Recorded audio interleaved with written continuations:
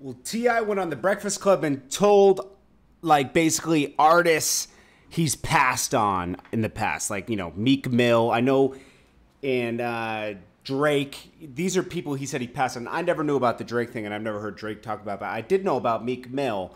And that's when T.I. had just gone through all his, like, stuff with the, being arrested and everything. And I don't think he could devote all of his attention to Meek Mill, but he was early on Meek Mill, okay, very early on Meek Mill.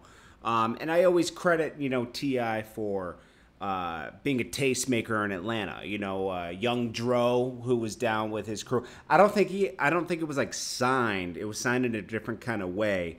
What about Young L.A.? He co-signed that. But all these artists had direct. He must have been getting a percentage or a finder's fee because they're all directly signed to the label. Like Iggy Azalea, she was signed directly to, I think, Sony EMI or something. Then Young Dro had a direct deal with Atlantic, and I think the same with Young LA.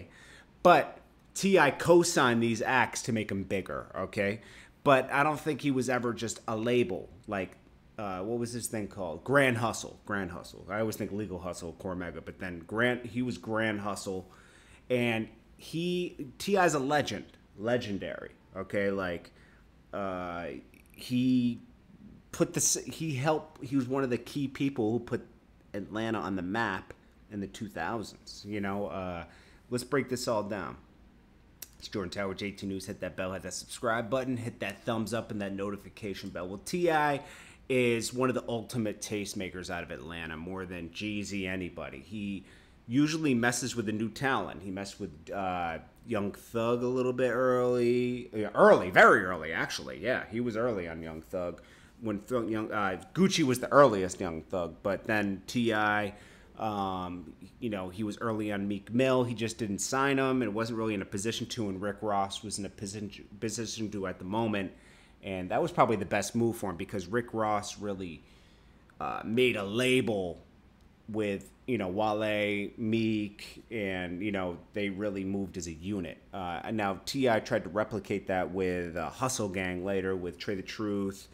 They have Tokyo Jets and all these people. But, a lot of artists that T.I. sees things in people, but they have to do for themselves as well. I also credit DJ Drama fame really associated with T.I. They were like a unit, Don Cannon. I heard more Don Cannon with Jeezy and T.I. together, but like they put these types of things on the map. What's the other producer's name? Tuma. Not Tuma. What was his name? Was it Tuma? No, I forget his name, man. But he's, what did he do? I think he did Rubber Band. He did some, I don't know, anyways. He did most of T.I. stuff. I'm just drawing a blank. Sometimes I do that. But T.I. wasn't really a label passing on artists. I don't think he was like the guy who would like cultivate them. He was more of a co-signer and a tastemaker. Kind of like Gucci, because Gucci never really signed anybody directly to his label and made money off them. It was usually directly with a label, and he was affiliated. He probably got his percentage. But you never see really... You just see an imprint on the back, but you don't see such and such slash this. Like when you look up the records on it, it's just affiliation. It's not directly signed here, and then the label has a deal with Atlantic, and then you go through like kind of Cash Money. It wasn't like a Cash Money situation. Cash Money actually had an 80-20 split with Universal. It's different. I don't know what Lil Wayne's deal now is with Universal. I think he's just signed directly with Universal, Young Money, and I think it freed up Nicki and Drake. They got in a loophole there, but they're still affiliated with Young Money imprint. I don't know. But it was interesting for T.I. to talk about that. I never heard about the Drake thing, and I think that's what Dro was talking. Dro mentioned something, or was it Meek?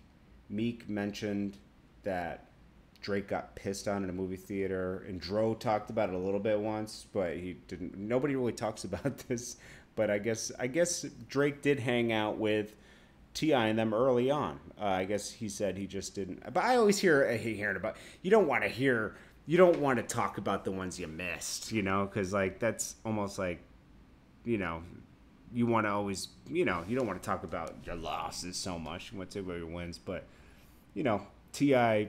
was always one of my favorite artists. And now, so he's different now, but I still listen to him. But your favorites change as you get older. Anyways, this is Jordan Tower, JT News. Hit that bell, hit that subscribe button. I'll check you guys later.